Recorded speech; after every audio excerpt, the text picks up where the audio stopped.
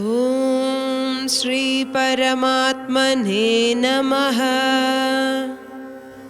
ಅಥ ದ್ವಿತೀಯೋಧ್ಯಾಯಃ ಸಾಂಖ್ಯಯೋಗಃ.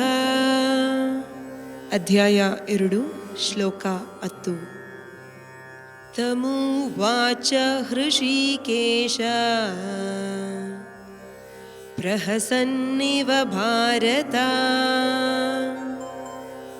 ಸೇನಯೋರುಭಯೋರ್ಮಧ್ಯೆ ವಿಷೀದಂತಂ ಇದಂ ವಚಃ.